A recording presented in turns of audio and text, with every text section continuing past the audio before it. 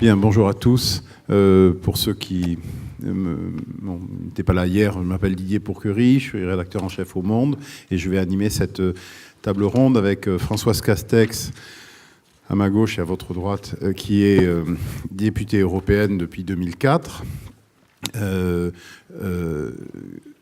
À côté, Christine Morel-Maroger, qui est consultante et responsable du groupe gouvernance à l'ESCP Europe.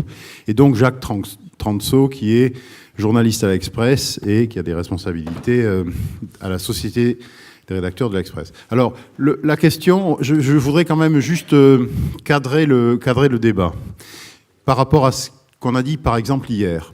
On parle là de liens d'intérêt et de conflits d'intérêts. Hier, on avait par exemple une personne d'un groupe chimique et pharmaceutique.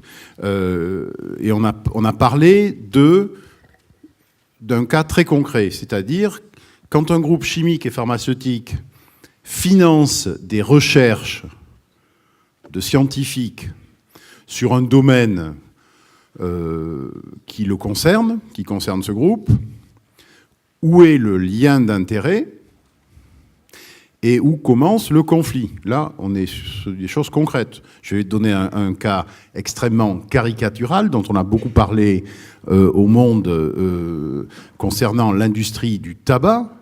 Quand Philip Morris finance de très nombreux chercheurs aux États-Unis et en Europe aussi sur les conséquences du tabac sur la santé et que ça donne des rapports plus ou moins pas favorables à la cigarette, mais en tout cas pas opposés à la cigarette, bon là on peut se poser des questions sur, vous voyez, les liens d'intérêt, c'est-à-dire financer une recherche qui va dans le sens recherché par l'entreprise. Alors je suis d'accord, ce sont des cas un peu caricaturaux.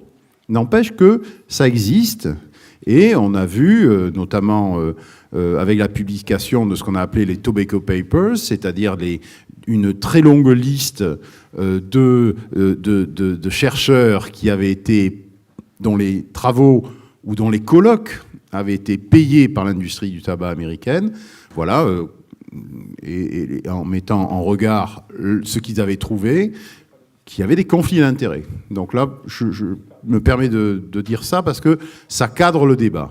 Où est-ce que ça commence, le conflit d'intérêts? On va en parler. Et surtout, ce qui nous intéresse ici, comment éviter ce conflit d'intérêts? Alors, vous voyez bien que cette question du conflit d'intérêts, c'est un problème de soupçon. Et parlant de soupçon, je voudrais quand même dire un mot sur ce qu'a dit le président Delevoye dans son intervention. Voilà, on a parlé de la crise de la presse, et en général, quand on parle de la crise de la presse, il y a toujours quelqu'un, et là, en l'occurrence, c'était le président Delevoye, qui dit, voilà, de toute façon, on sait bien que les journaux, ils sont payés par la pub, donc ils ont des conflits d'intérêts avec la pub, et que quand je sais pas, par exemple, s'ils ont beaucoup de publicité des groupes automobiles, ils vont pas dire du mal des automobiles. Alors, excusez-moi, mais c'est un petit peu simple. C'est un petit peu court comme explication. La plupart des journaux ont des comités d'éthique. Enfin, au Monde, on a un comité d'éthique qui est là justement pour mesurer ça, pour éviter les conflits d'intérêts, pour éviter les pressions des entreprises annonceurs sur les journalistes.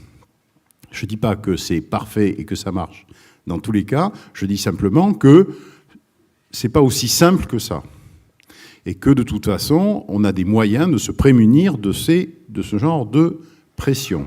Ça, c'est le premier point que je voulais faire. Deuxièmement, mais c'est un aspect marginal, le président Delevoye a posé la question des moyens qu'ont les journaux pour faire, par exemple, du journalisme d'investigation, en disant que les journaux n'ont plus les moyens de faire du journalisme d'investigation.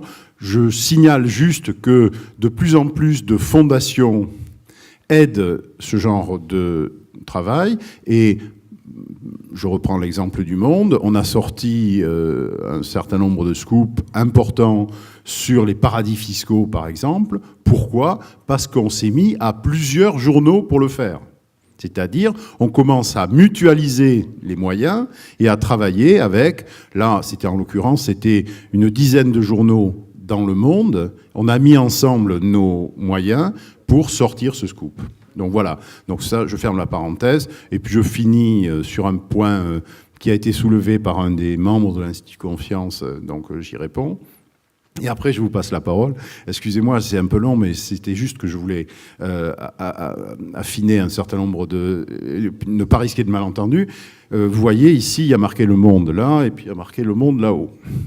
Alors, est-ce que Le Monde est partenaire ? Est-ce que partenaire de l'Institut Confiance, ça veut dire que Le Monde est payé par l'Institut Confiance. Alors, Le Monde est partenaire, ça veut dire quoi ? Ça veut dire que quand Pierre Vinicki est venu me voir en avril dernier avec ce projet de colloque, je lui ai dit « Ah oui, ça nous intéresse. On va s'engager là-dessus. » Comment on va s'engager là-dessus ? On va s'engager en faisant animer les tables rondes par des journalistes du Monde. Ça nous intéresse, donc on va faire des papiers dessus. Et comme ça nous intéresse, qu'on va être partenaire de ça, on va vous faire des conditions très avantageuses pour passer de la publicité chez nous. Voilà. C'est ça un partenariat. Je n'ai rien à ajouter. C'est-à-dire que, grosso modo, pour payer la pub dans le journal Le Monde, l'Institut Confiance a payé à peu près 10% de 15% de ce que ça vaut, normalement. Voilà. Donc ça, c'est le partenariat. Donc on s'est engagé aux côtés de l'Institut Confiance parce que ça nous intéressait. Je gère, puisque c'est mon métier, entre autres, 60 partenariats dans l'année. Et sur ces 60 partenariats, tous viennent de la rédaction, c'est-à-dire de journalistes qui me disent « Ah, il y a ce truc-là, on devrait s'y associer parce que c'est une bonne opération pour nous, ça nous donne l'occasion d'interviewer des gens, de rencontrer des gens intéressants, etc. » C'est pour nous un exercice différent de journalisme, mais c'est pour nous un exercice de journalisme. Et c'est vrai aussi qu'il y a un flux financier là-dedans qui consiste à faire bénéficier nos partenaires de visibilité à un coût très bas. Voilà. Si vous avez des questions tout à l'heure, je suis prêt à y répondre, mais en tout cas, je voulais que ça soit clair dès le début. Il n'y a pas de... Je ne suis pas payé par l'Institut Confiance ou je ne sais pas trop quoi. Voilà. Donc comme ça, au moins c'est clair, et vous non plus d'ailleurs. Non. Pas pour l'instant, d'accord, très bien. Alors, on va rentrer dans la question sur le lien d'intérêt et conflit d'intérêt. Alors, pour être tout à fait sans langue de bois, Françoise Castex, il se trouve qu'il y a quelques années, encore récemment, puisque j'étais à Strasbourg la semaine dernière, et où j'ai rencontré pas mal d'europarlementaires, quand on va au Parlement européen, on voit à la fois, ou à la Commission, ou à Bruxelles, on voit à la fois beaucoup de gens très impliqués dans la construction européenne, des parlements, des eurodéputés notamment, et puis on voit aussi beaucoup de lobbies.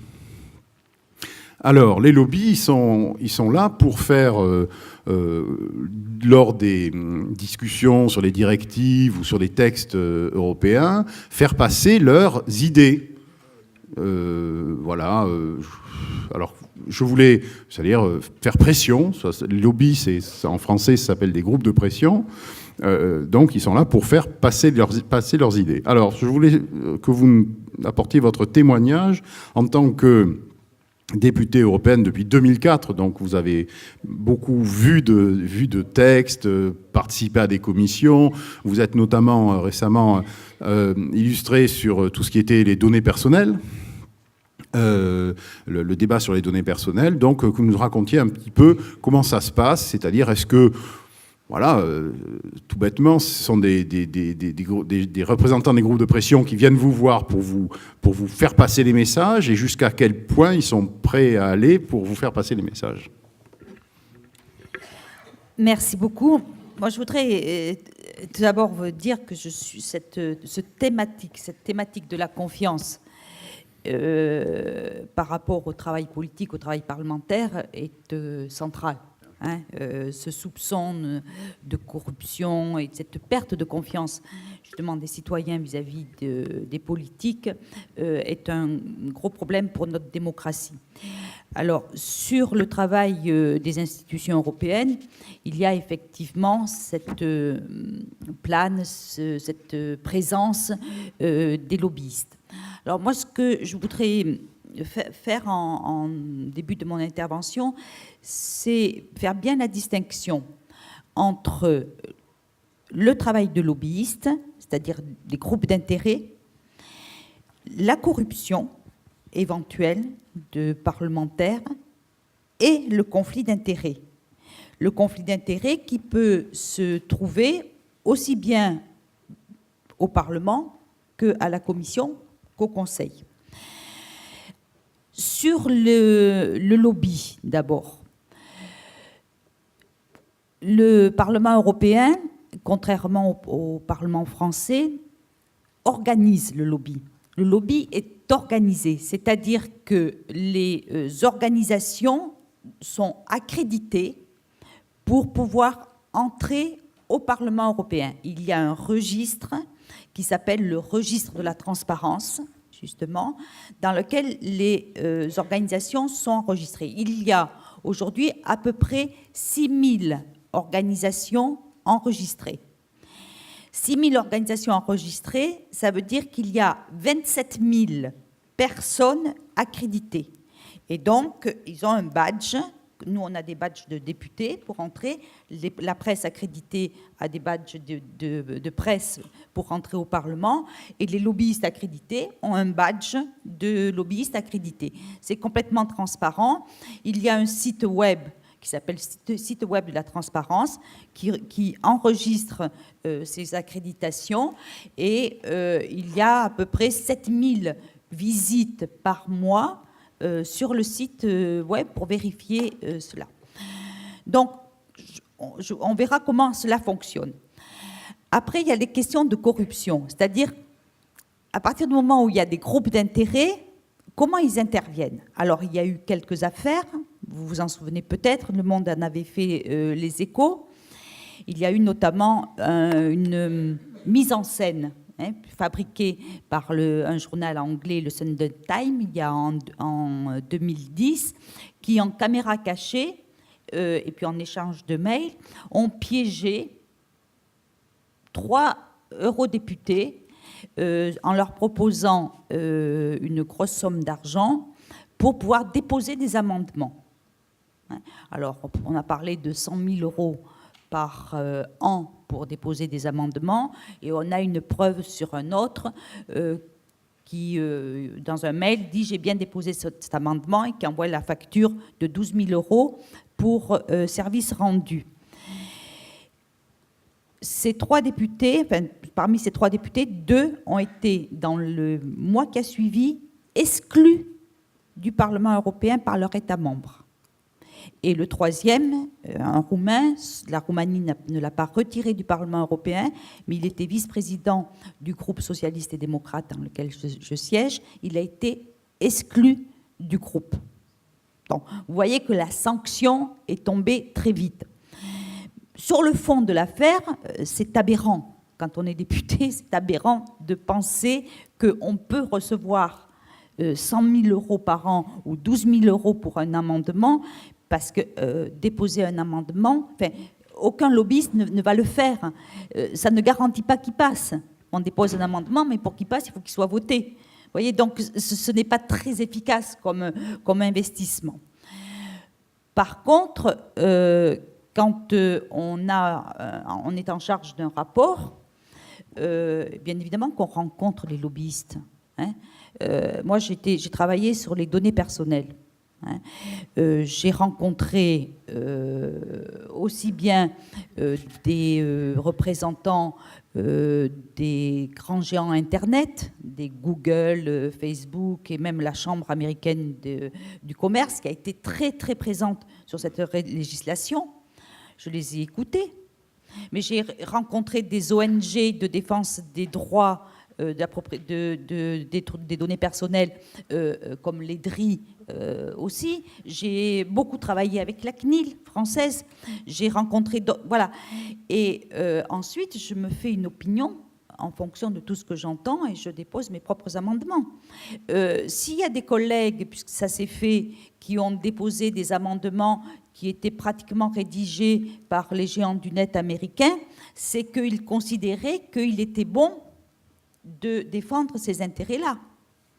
C'est pas tellement de la corruption, ils n'ont rien reçu en échange. C'est une orientation politique.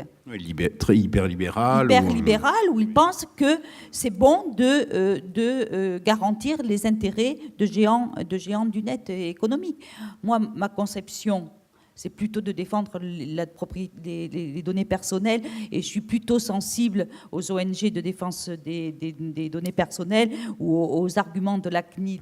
Donc je m'inspire davantage de leurs propositions. Donc ça, ce n'est pas de la corruption, ce n'est pas du travail de lobbying, c'est du travail d'écouter tout ce qui s'exprime comme intérêt particulier pour ensuite essayer d'exprimer son intérêt général en fonction de ses intérêts, de son orientation politique.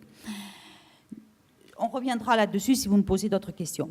Après, il y a le problème des conflits d'intérêts proprement dit. Et ça, c'est beaucoup plus sournois au sein des institutions européennes, comme je pense au sein d'autres organisations politiques, institutionnelles. Ça se situe sur le cursus professionnel des gens qui sont embauchés. Voilà. On s'aperçoit par exemple que dans l'Agence européenne du médicament, on embauche beaucoup d'anciens salariés des laboratoires pharmaceutiques. Ça pose un problème. Quand le président de la BCE est désigné, et que Mario Draghi, et que l'on sait que c'est un ancien de Goldman Sachs, ça pose un problème. Moi, j'ai voté contre. Parce que je trouve que là, il y a un conflit d'intérêts. Je siège dans la commission des affaires juridiques. Dans la compétence de cette commission, il y a notamment tout ce qui est la propriété intellectuelle. C'est pour ça que je travaille sur le droit d'auteur. Mais on a aussi on a travaillé sur un paquet législatif, règlement, directive, pour créer le brevet européen. Il se trouve que le président de cette commission, un Allemand, est un avocat d'affaires qui défend les intérêts des entreprises sur les infractions au brevet. Et il a été rapporteur. Je pense que là, il y a aussi un petit problème de conflit d'intérêts. On est allé, il y a eu une délégation qui est allée en même temps, Chine. Il y a beaucoup d'avocats qui deviennent députés. Voilà, mais c'est pour ça que le conflit d'intérêts, il faut voir où est-ce qu'il se niche. Voilà, c'est ça. Bon. Alors, après, effectivement, vous avez raison. À partir du moment où on change, on est élu, est-ce que c'est vraiment un conflit d'intérêts? Est-ce que quand on a été avocat d'affaires ou avocat sur la propriété intellectuelle, bon, par exemple ma collègue Marielle Gallo, on a travaillé ensemble sur la directive sur les sociétés de gestion collective. Elle est avocate et elle a travaillé sur la propriété intellectuelle. Il n'y a pas eu de conflit d'intérêts là, vous voyez. Donc il faut bien mesurer à quel moment il y a un conflit d'intérêts, à quel moment il n'y en a pas, à quel moment, parce que d'autre part, le président Lehne en question, il a toujours un cabinet. Oui, c'est ça, c'est-à-dire, est-ce qu'il exerce, il exerce toujours ou pas, voilà, alors que ma collègue Marielle Gallo, elle n'exerce plus, voilà, hein, elle ne reçoit pas des dividendes des législations qu'elle pose. Bon, ça, c'est un autre problème. Ensuite, le dernier problème, et je terminerai là-dessus, c'est aussi, et il faut faire attention là à ça, la manipulation qui peut être faite sur le soupçon de conflit d'intérêts. Vous voyez, c'est-à-dire que maintenant, il y a tout un mouvement anti-européen, anti-parlementaire, anti-constitution, qui utilise ce soupçon.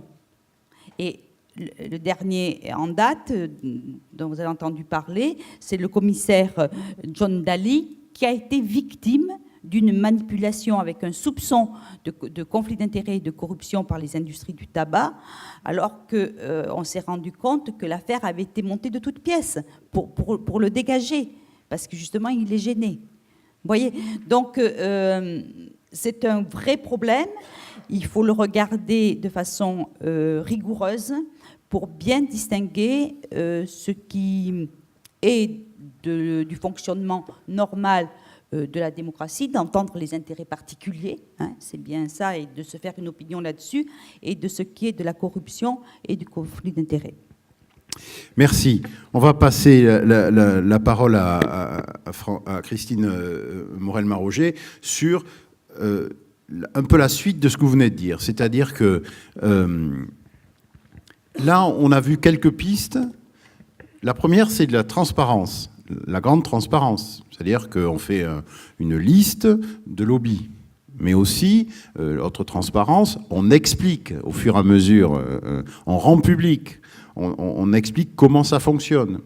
Bon, ça, c'est je dirais, c'est le degré, pas 0, mais c'est le degré 1 pour se prémunir contre les soupçons. Vous avez raison Là, on est en plein question de soupçons, parce que au-delà de la confiance, c'est un mot qu'on n'a pas tellement utilisé d'ailleurs dans les débats, dans certains débats autour de la confiance, le mot soupçon. Mais là, on est au cœur de ça. Comment éviter le soupçon ? Alors, transparence, Christine Morel-Maroger, comment est-ce qu'on peut faire ? Quelles sont les pistes pour éviter ce genre de choses ? Et ensuite, on verra... Bon, moi, je voudrais déjà dire une petite chose, c'est que quand j'ai lu le texte, enfin la phrase là, qui présente la table ronde, lien d'intérêt, quand se transforme-t-il en conflit ? C'est un peu une boutade, mais ça n'est pas tant que ça.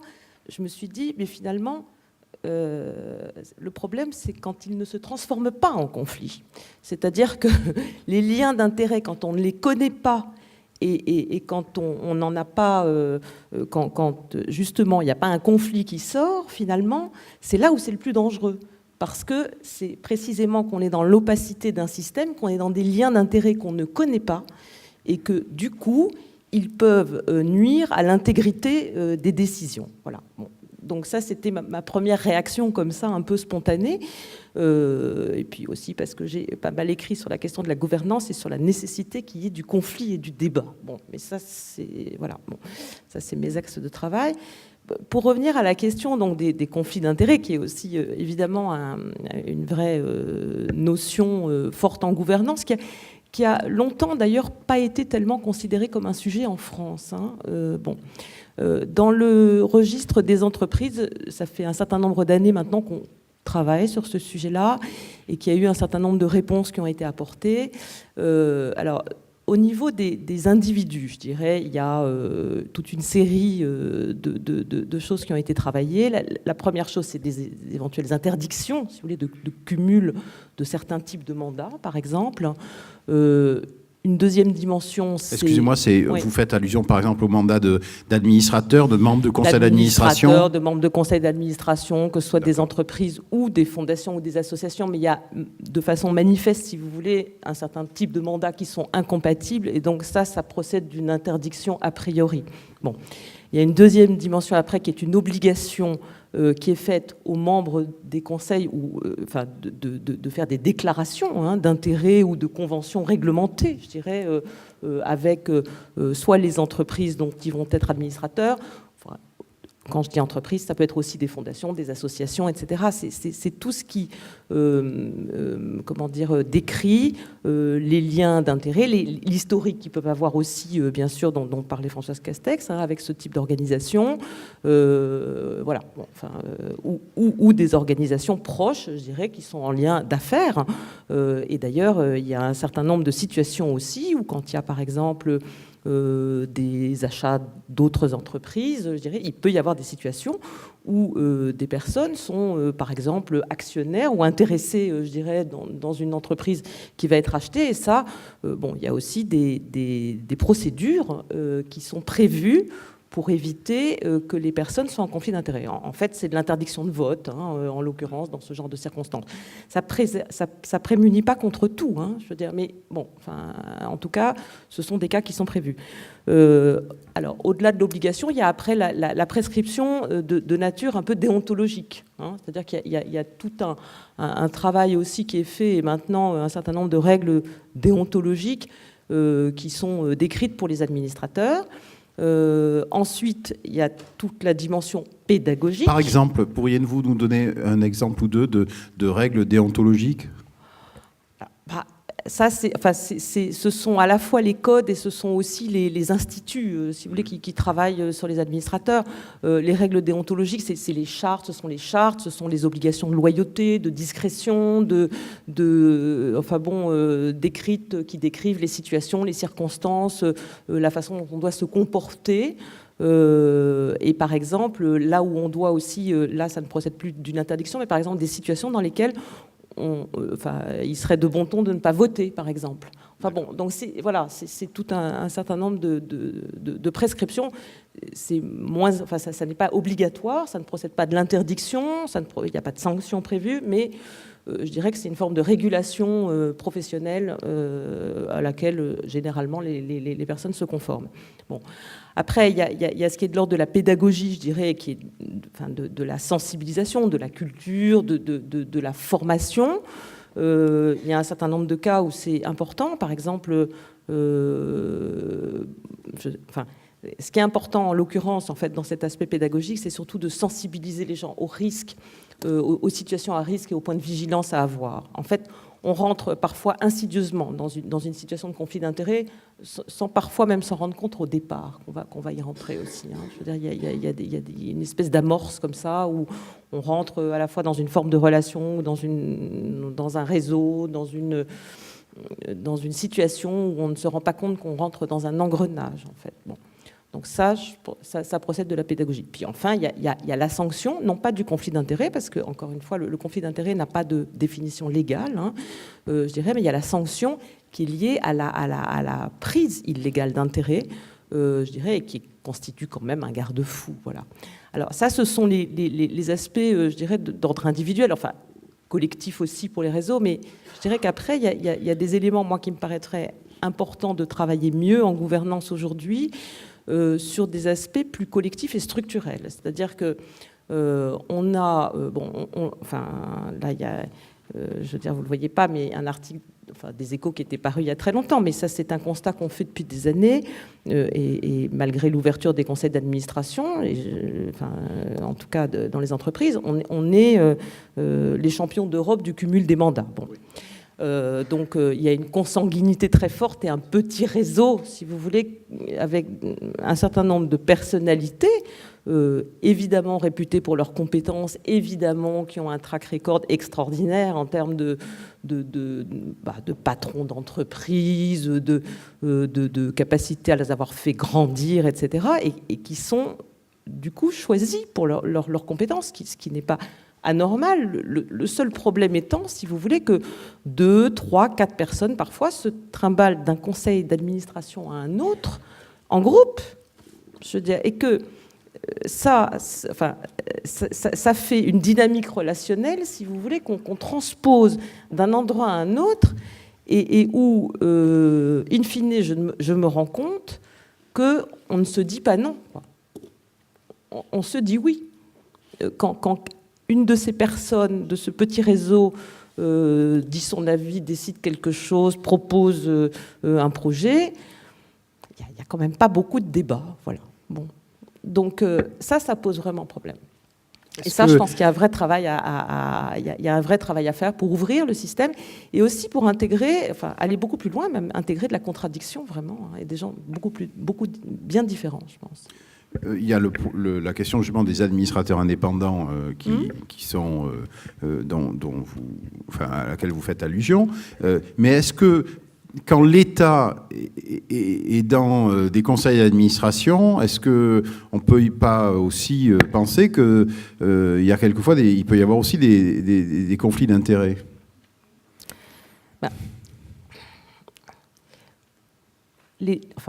L'État en tant qu'actionnaire c'est pas toujours, enfin, il n'a pas toujours une posture très simple, quoi.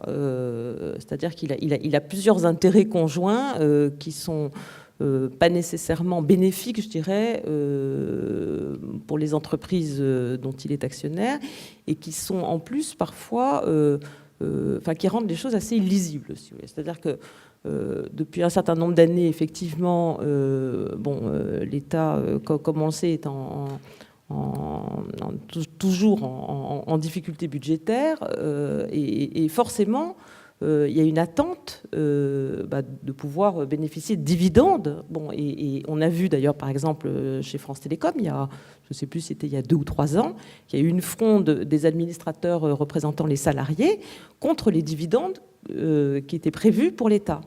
Parce qu'ils estimaient que l'investissement dans l'entreprise nécessitait qu'on ne distribue pas de dividendes et qu'on réserve, qu'on garde les réserves précisément pour investir dans l'entreprise. Et là, c'est vrai que l'État, peut-être, en tout cas, était clivé entre le fait de vouloir percevoir des dividendes et en même temps l'intérêt plus à long terme de l'entreprise, qui était peut-être, je n'ai pas étudié le dossier encore une fois, mais de réinvestir, de laisser ces dividendes et que ça bénéficie à l'investissement et à la préparation de l'avenir. Merci. On va passer maintenant aux médias. Jacques Rantzau, comment est-ce qu'on peut justement se prémunir contre ces risques de conflit d'intérêts? Vous qui avez réfléchi là-dessus, donnez-nous quelques pistes.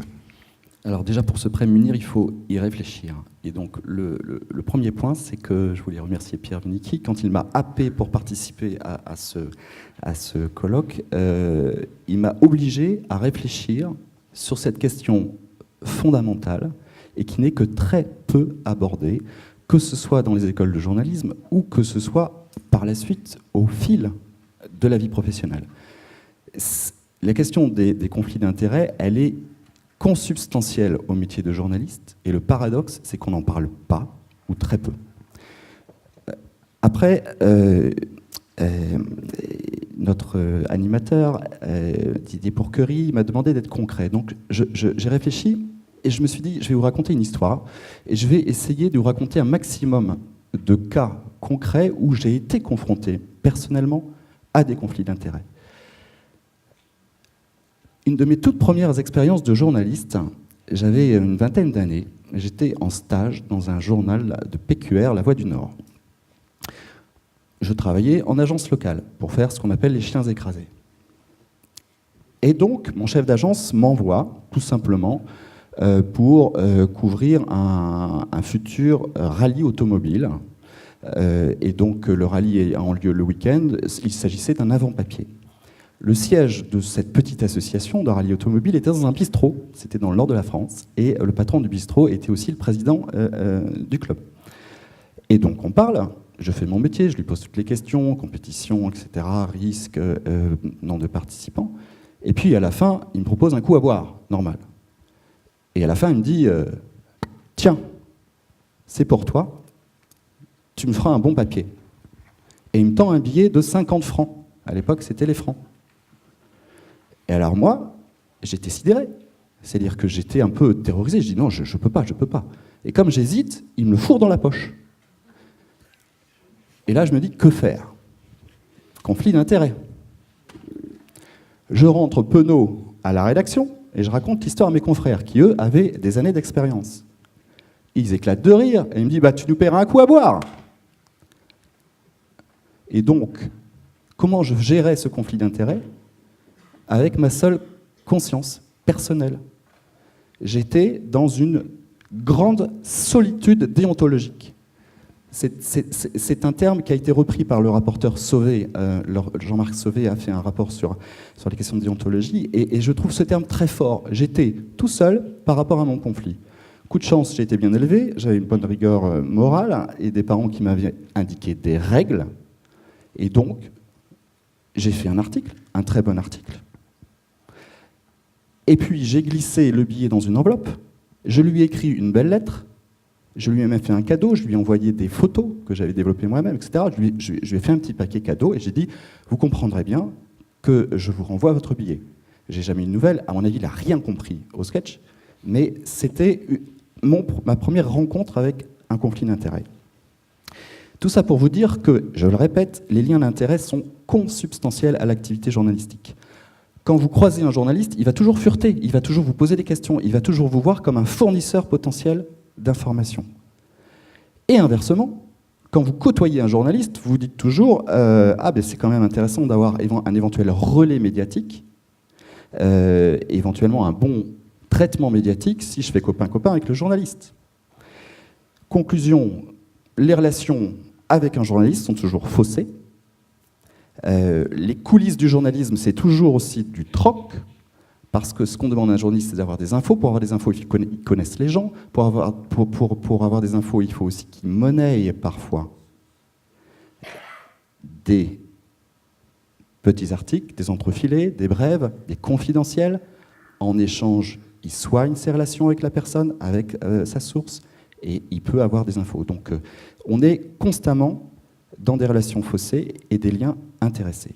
Donc la question, c'est à partir de quand les liens d'intérêt se transforment-ils en conflit? Alors évidemment, la frontière est étroite et le lien devient conflit lorsque le déséquilibre est trop grand et que le bon exercice professionnel, la nécessaire neutralité journalistique est remise en cause. En gros, on n'écrit plus de façon honnête, ce qu'on croit être juste, mais on écrit en ménageant ses propres intérêts ou ceux de ses sources. Alors vous allez me dire, mais toute relation humaine est intéressée, donc vous enfoncez les portes ouvertes, Jacques Transo. Là où c'est compliqué avec les missions de service public, et les gens qui sont investis d'une mission d'intérêt général, mais aussi les journalistes, c'est que nous, on est une drôle d'espèce. La plupart d'entre nous sont du secteur privé, mais poursuivons un but d'intérêt général, la connaissance du public. Et à partir du moment où il y a intéressement et perturbation de l'intérêt, de la mission supérieure de l'intérêt général, on arrive au conflit d'intérêts. Et les frontières sont extrêmement complexes. Encore un exemple. Moi, je suis plutôt un journaliste politique. Je m'occupe du service ville-région de l'Express, donc je m'occupe de tous les suppléments régionaux. Et de temps en temps, je suis amené à faire des sujets touristiques.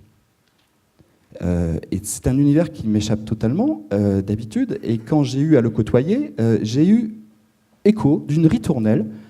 Les salariés des offices de tourisme, à la fin, finissaient toujours l'entretien en disant « En quoi puis-je vous être utile ?» Et moi, je ne comprenais pas. Ils venaient de me répondre aux questions, c'était tranquille, on pouvait raccrocher et passer à autre chose. « En quoi puis-je vous être utile ?» Et j'ai fini par comprendre qu'il suffisait que je demande un hébergement pour tester les chambres d'hôtes dont je devrais parler,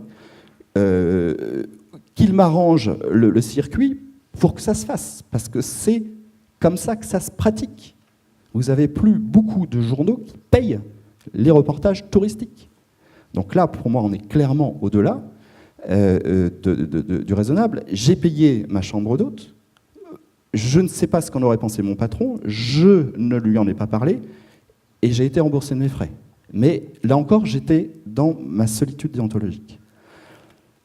Je pourrais multiplier les exemples, mais je risque d'être trop long. J'ai un collègue pour qui la frontière, c'est déjeuner avec un politique, pas de problème, dîner avec un politique, non. C'est sa réponse. Autre exemple. Je suis déjà trop long, non? Je suis déjà trop long. Ça va, je continue? Parce que j'ai pas fini. J'ai fait un ménage dans ma vie. Un ménage, c'est une prestation rémunérée pour animer un colloque. Je m'en souviens encore, ça remonte à plus de 20 ans. Je ne le ferai plus jamais. Et j'étais pris et point lié. C'était à l'occasion, tenez-vous bien, des 20 ans de la centrale nucléaire de Fessenheim. Elle fête ses 40 ans. EDF cherche un animateur. Ils se retournent vers un journaliste, ils ont raison, on sait à peu près faire. Et donc, j'anime, je fais le boulot, je suis payé. Le problème, c'est que j'étais correspondant en Alsace de la Tribune, qui me commande un papier sur la centrale nucléaire de Fessenheim. Je ne vous dis pas la difficulté. Mon conflit de loyauté était extrêmement fort. J'ai fait du mieux que je pouvais, mais je n'ai plus jamais accepté de ménage. Ou en tout cas, j'en ai plus jamais accepté dans l'absolu, et c'est strictement impossible, parce que soit vous êtes plus sévère, soit vous êtes plus gentil, vous ne pouvez pas couvrir de façon neutre. Alors, je ne vais pas vous inonder de détails, je vais essayer de répondre à la question. J'ai centré le propos essentiellement sur les liens d'intérêt personnels. Je vous épargne tous les conflits d'intérêts d'entreprise à entreprise. Le rapport avec les annonceurs, les propriétaires d'entreprises de presse, la limite entre la pub et l'éditorial. Vous connaissez, je pense que ça ne sert à rien que je m'aventure dans cette voie, mais on est en plein dans la question des conflits d'intérêts. Ce qui me semble important de vous dire, c'est qu'il y a un flou généralisé, et que le conflit d'intérêts, ça a été dit, n'est pas répréhensible. Ce n'est pas illégal, le conflit d'intérêts. Ce sont les conséquences éventuelles d'un conflit d'intérêts qui le sont. C'est la prise illégale d'intérêts, c'est le favoritisme, c'est l'abus de pouvoir, c'est la corruption, qu'elle soit passive ou active. Et comme en soi le conflit d'intérêts n'est pas répréhensible, vous avez des discussions et des polémiques à l'infini, lorsque par exemple une éminente journaliste est la compagne d'un ministre. Elle dit « il faut faire confiance à mon honnêteté professionnelle », quelque part elle a raison. Et en même temps, c'est inaudible et c'est impossible pour le public. Et c'est de plus en plus impossible parce qu'on vit un glissement, ça a été dit, mais très important. On n'est plus dans une ère de conflit d'intérêts, on est dans une ère de suspicion de conflit d'intérêts. Et on est dans une ère de soupçon. Et si vous êtes là, c'est que vous savez bien que ça mine la démocratie, et ça mine toutes les relations humaines. Et je pense qu'il faut qu'on retricote de la confiance et qu'on combatte ce soupçon. Donc les outils, les solutions, j'ai réfléchi aux solutions, il en existe plein, mais aucune n'a de force suffisante pour contrebalancer le phénomène. Pour moi, alors les règles, pour moi il y a 3 mots-clés, c'est règles, transparence, ça a déjà été prononcé, et contre-pouvoir. C'est assez classique. Les règles. Quand vous faites ce métier, vous avez plein de chartes.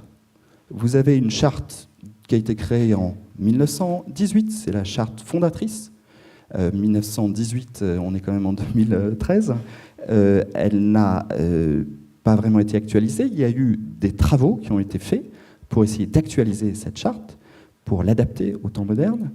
Ça a notamment été fait à l'occasion des États généraux de la presse écrite en 2008, qui était une grande réflexion initiée par Nicolas Sarkozy, avec l'idée notamment d'aboutir à des chartes qui aient force et qui soient adoptées par la profession. Cette initiative a été portée par plein de gens très bien. Il n'a pas abouti pleinement, dans la mesure où les éditeurs se sont dit pourquoi, donc les patrons de presse, les propriétaires, pourquoi accepterions-nous une règle supérieure alors que nous supportons déjà le risque juridique en cas de diffamation, par exemple. Pourquoi accepter une règle qui s'impose à nous? Donc ils n'en ont pas voulu. Et le projet a été rédigé, il est très bien, mais il n'a pas été adopté, il n'a pas force, il n'est pas opposable, il n'a pas été intégré à la convention collective des journalistes. Règles, donc il y a plein de règles, il y a plein d'outils. Par exemple, il y a des sociétés de journalistes. Didier, tu faisais référence à mon ancienne responsabilité comme vice-président de la Société des journalistes. Ce sont des sortes de contre-pouvoirs à l'intérieur des journaux pour contrebalancer les intérêts des éditeurs. Ces sociétés de journalistes vivotent. Il y en a une quarantaine en France, mais elles vivent mal. Il y a beaucoup plus que 40 entreprises de presse. Donc le contre-pouvoir dont se dotent les journalistes est faible. Et c'est triste, mais c'est la réalité. Il y a d'autres tentatives dont on vous a peut-être déjà parlé, qui seraient par exemple le Conseil de presse, qui est une instance de médiation qui pourrait aider à favoriser cette réflexion et venir en appui aussi aux journalistes qui sont parfois désemparés.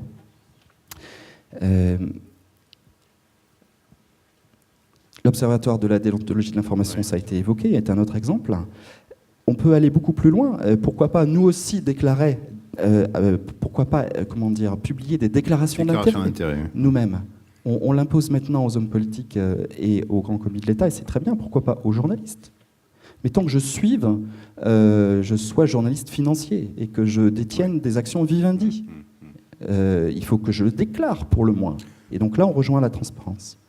Le Guardian, qui est un quotidien anglais qui est réputé pour son intégrité et pour ses règles déontologiques, impose à chacun de ses membres, ses rédacteurs, de publier ses intérêts, qu'ils soient financiers ou autres, sur son site. Donc, j'ai fini en fait. Règle, transparence, contre-pouvoir, c'est assez classique. Mais je pense que c'est dans cette voie qu'il faut s'engager. Et pour ceux que ça intéresse davantage, notamment parce que je sais qu'il y a des étudiants en journalisme dans la salle, la première chose que j'ai faite pour essayer de préparer hier soir très tard cette table ronde, c'est que je me suis repenché sur 2 livrets qui sont des outils extrêmement précieux mais méconnus, qui ont été publiés par une association qui s'appelle l'Alliance internationale des journalistes. L'un sur les conflits d'intérêts, il est téléchargeable gratuitement, alliance-journaliste.net. Le seul document, à ma connaissance, qui traite de cette question de fond, et un nouveau, beaucoup plus récent, sur la question de la confiance et du rapport de confiance détériorée entre le public et la presse. Document qui est à votre disposition à l'entrée et qui a été écrit par Bertrand Verfailly, qui se trouve dans la salle, et que je remercie.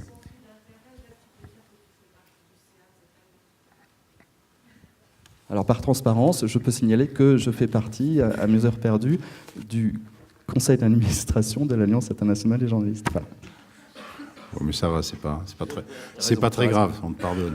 Alors, excusez-moi, mais je crois qu'il faut tout de suite passer aux questions parce qu'il doit y en avoir pas mal, non?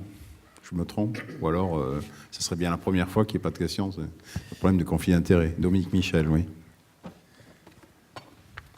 C'est ça? Tu peux poser la question sans micro, vas-y. Il vaut mieux un micro. Dominique, attends. Hop. À mon âge. C'est votre faute, vous ne devriez pas vous asseoir si loin. Bonjour et merci d'accueillir cette promo du Centre de formation des journalistes. Je pense que c'est très intéressant pour eux d'être ici. Jacques, bravo pour tout ce que tu as dit, c'était très pertinent. Je voudrais juste ajouter une dimension qui, à mon avis, est tout à fait indispensable. Tu as parlé de transparence, de règles et de contre-pouvoir. J'ajouterais un autre facteur, c'est que si on ne stoppe pas la prolétarisation, la précarisation et l'appauvrissement des médias, on risque d'avoir de plus en plus de conflits d'intérêts. Tu as parlé par exemple des ménages. Comment veux-tu qu'un journaliste rémunéré 20 ou 30 euros du feuillet, pigiste, travaillant 10 jours par mois et se battant pour être payé, ne fasse pas de ménage? Voilà, c'est un exemple. Mais je pense qu'on n'a pas assez parlé du rapport entre la situation économique dramatique de la presse et puis la baisse de la déontologie, c'est-à-dire le fait que dans beaucoup de médias, on ne peut plus se payer le luxe de la déontologie.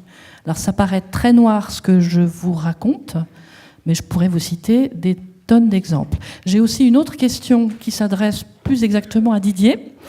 Quand on lit Le Monde régulièrement, dans chaque numéro du Monde, on rencontre à 2 ou 3 reprises, à propos de Pierre Berger, de Mathieu Pigasse ou de Xavier Niel, entre parenthèses, Xavier Niel est actionnaire du Monde.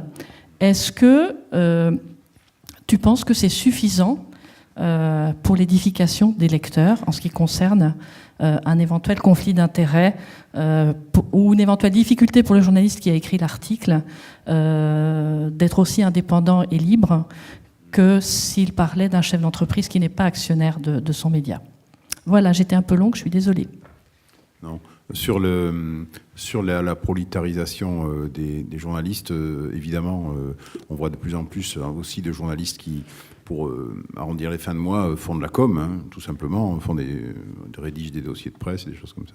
Donc c'est vrai que c'est tout à fait exact. On est dans un secteur en crise très grave, et en crise en tout cas de transformation très rapide, avec des modèles économiques qui ne sont pas du tout stabilisés, et du coup, en effet, il y a un problème de tout simplement arriver à survivre pour un certain nombre de nos confrères.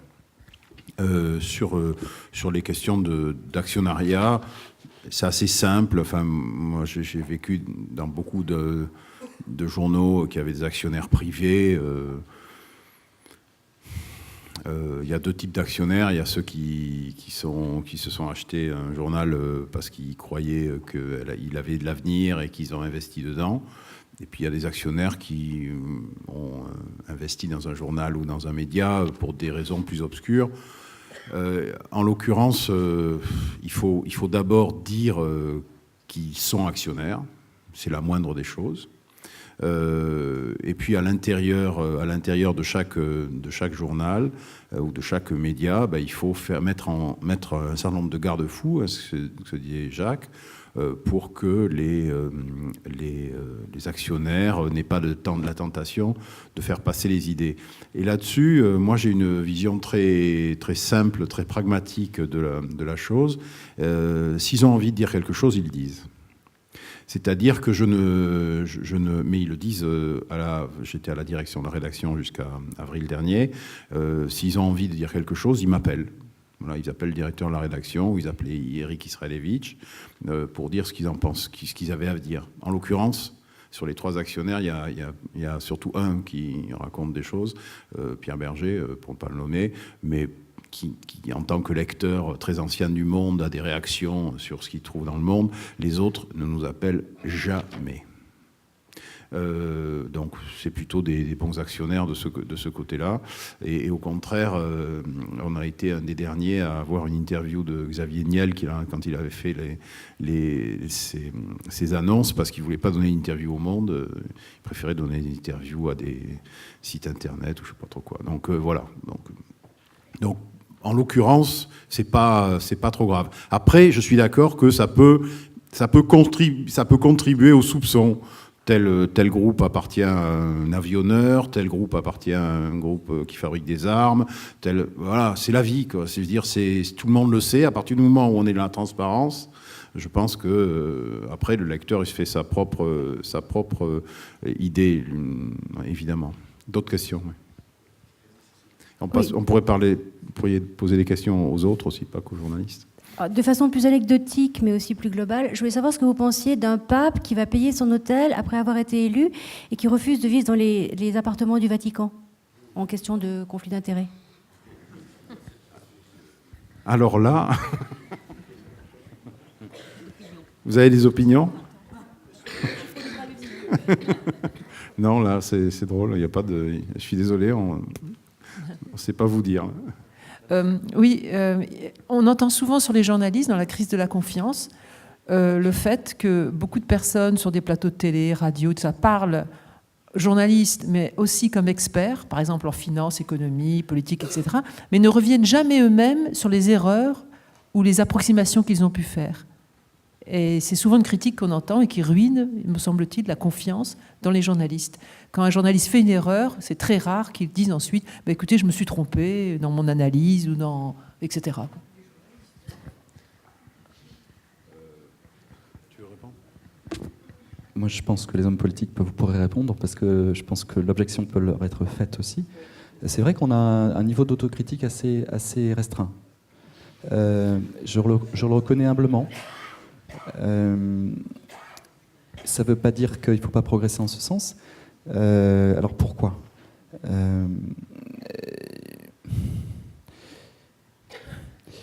savez, c'est pas toujours un monde confraternel. C'est-à-dire que quand on montre de la faiblesse, c'est pas forcément noble. Hein. C'est-à-dire que on peut aussi être sujet de raillerie. Ça peut être noble pour renouer un contrat de confiance avec le lecteur, mais par rapport aux confrères, je pense que c'est difficile. Donc peut-être que ça vient jouer. Je pense aussi que c'est compliqué de produire une information la plus exacte possible. Hein. Dominique Michel a rappelé les conditions de production de l'information. La faute n'est pas toujours imputable à 100% sur la personne du journaliste. Parfois, il travaille dans des conditions extrêmes. Ça ne veut pas dire qu'il faut l'excuser, mais la production, la machine de production médiatique entraîne aussi des erreurs qui ne sont pas imputables uniquement à la personne. L'Observatoire de déontologie de l'information pointe des erreurs, des approximations, et serait utile. Son premier rapport a été bien repris par la presse, et ça, c'est un outil utile. Mais j'ai bien conscience que je ne réponds pas pleinement à votre question. Mais alors, il y a de toute façon un élément...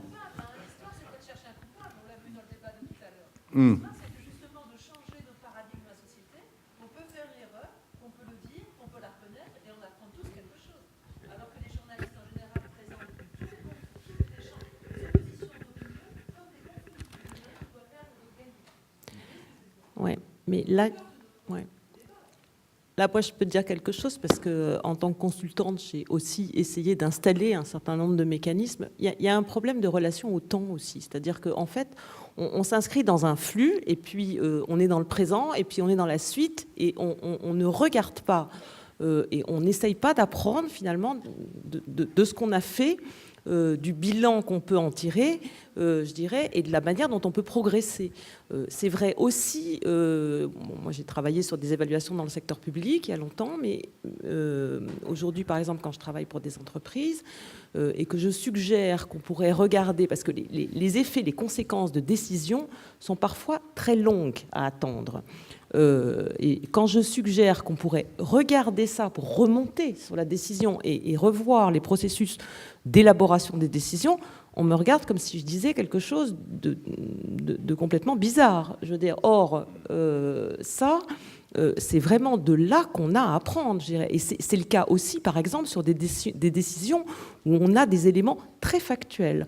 Par exemple, je reprends un exemple dans un conseil d'administration où quand on fait une acquisition, par exemple, on sait combien ça coûte, on a un business plan, on a donc des projections extrêmement claires et on se fonde dessus pour prendre une décision. Quelques années après, parfois c'est une catastrophe, je dirais, on ne regarde même pas comment on a élaboré la décision, sur quel fondement et pourquoi, où sont les marges d'erreur. On incrimine généralement le contexte, la crise, de ceci, de cela, mais enfin, tout ça, oui, mais enfin, sauf que ce qui est intéressant, c'est de savoir quel levier on a. On parlait tout à l'heure d'impuissance, je dirais, dans la décision. Il est là le problème aujourd'hui. C'est comment on peut avoir moins d'impuissance dans la décision, plus de levier d'action et de pouvoir, mais pour ça, il faut aussi s'interroger sur la manière dont on fonde les décisions. Moi, je crois que ce que vous venez de dire là est vraiment très important, et si on le transpose, non pas au monde de l'entreprise, mais au monde politique, et notamment aux institutions européennes, qui sont très floutées par une complexité de fonctionnement des institutions. Quand une décision a été prise et qu'elle s'applique aux citoyens, quand elle a été transposée, une directive ou un règlement, on ne sait jamais comment, on ne remonte jamais sur le processus de décision. Et là, la presse a aussi une part de responsabilité pour faire cette pédagogie.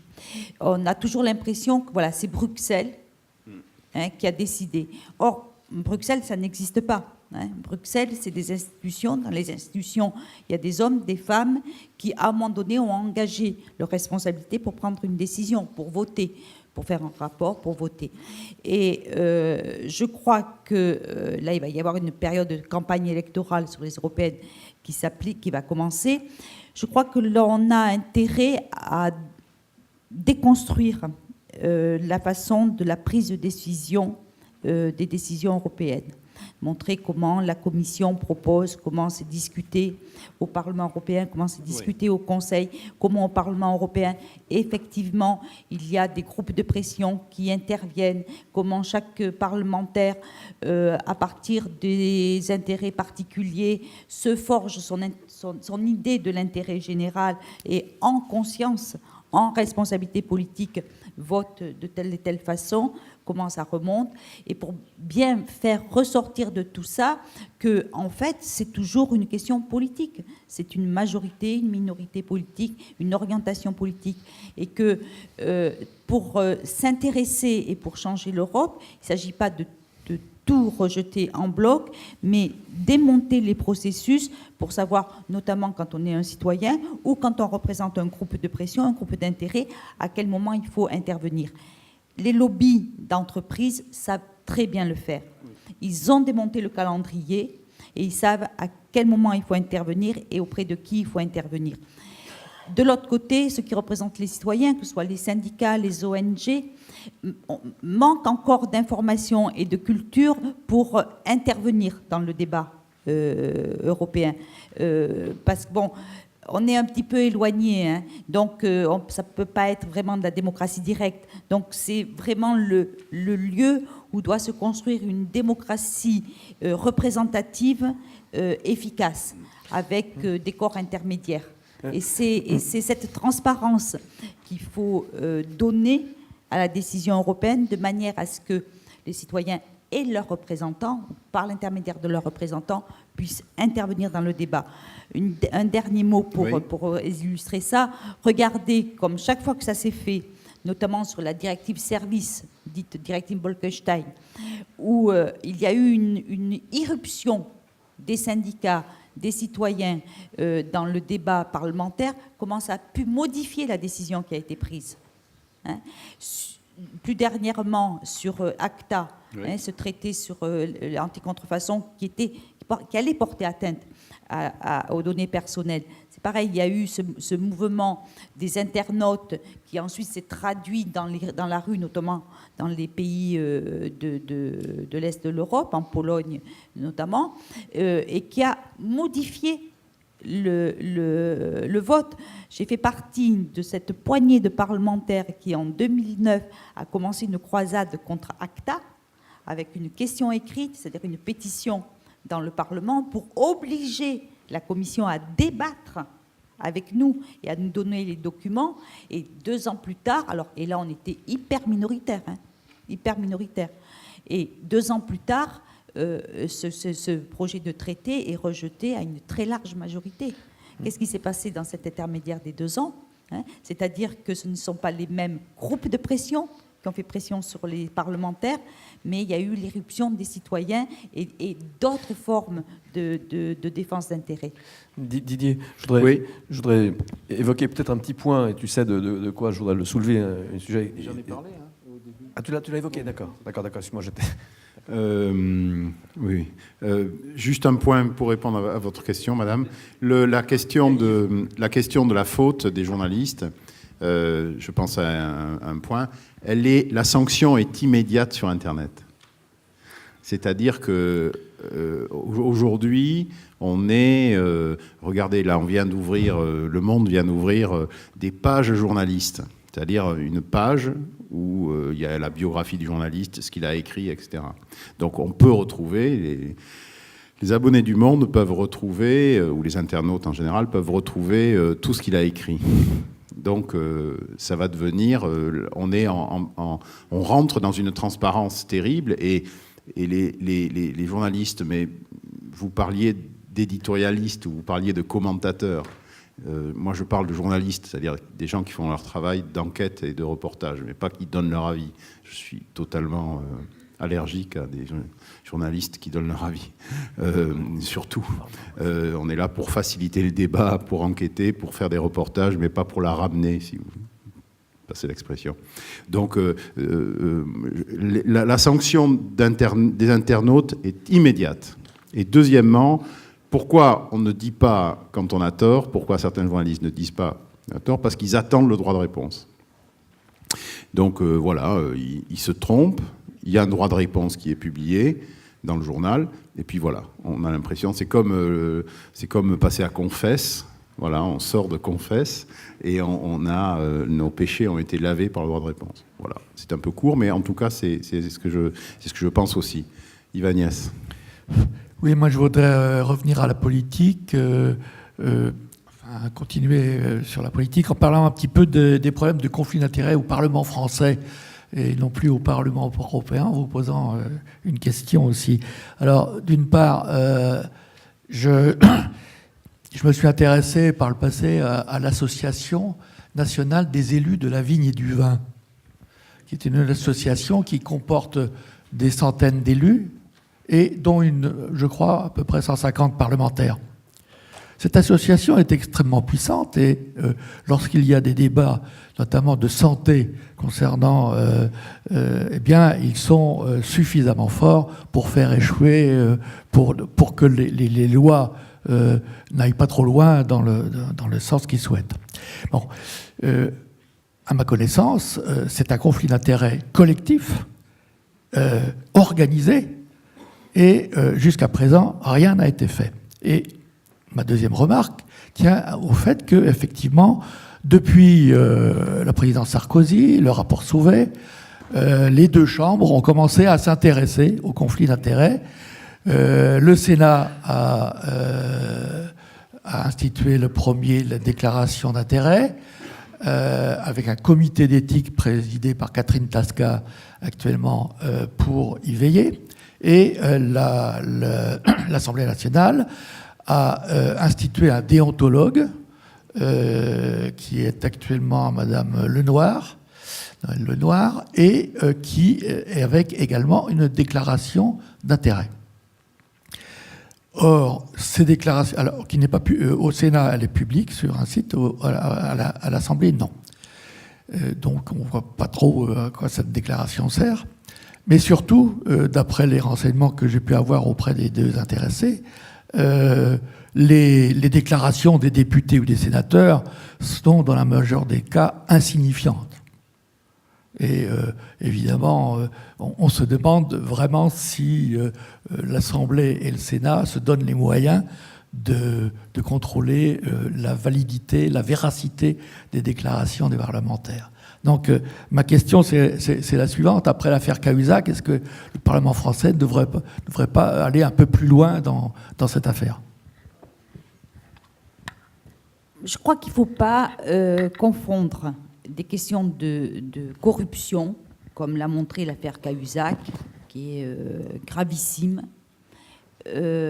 avec des attitudes de défense d'intérêts particuliers, comme quand vous évoquez l'association des parlementaires de la vigne et du vin. Je ne confonds pas, c'est le chef de l'État qui a dit qu'il faut moraliser la vie publique. Oui, mais Pas. justement... Je dis après l'affaire Cahuzac. Mais justement, on ne peut pas mettre un signe égal entre les deux choses, et je ne vois pas en quoi des parlementaires qui sont représentants de territoires dans lesquels la viticulture est extrêmement importante ne défendraient pas, ils sont même élus pour ça d'une certaine manière, ne défendraient pas les intérêts du territoire qu'ils représentent.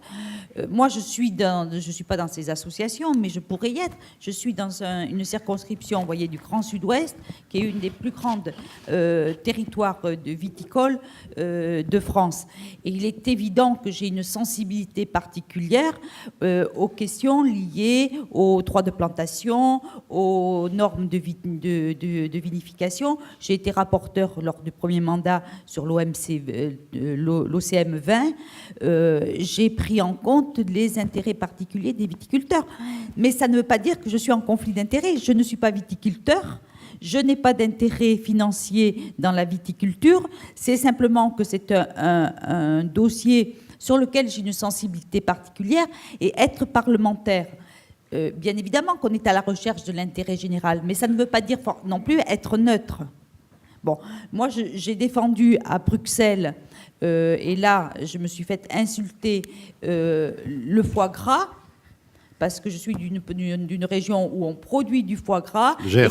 et que je trouve, je suis gersoise, et que je trouve absolument insupportable les lobbies de défense des canards. du bien-être, voilà, du bien-être animal. Et c'est pas parce que je suis gersoise que je suis un conflit d'intérêts en défendant le foie gras. C'est parce que je défends mon territoire. Et donc, je crois qu'il ne faut pas tout confondre quand on parle de conflit d'intérêts. Non, mais Jacques. là, excusez-moi, une seconde, mais ça ne me satisfait pas trop votre réponse, parce que la Constitution française stipule bien que le mandat parlementaire Oui, c'est un mandat national. Oui. est un mandat national. Oui, Et oui. il est interdit, Oui, mais on est élu la de quelque Constitution part. interdit de la défense d'intérêts particuliers.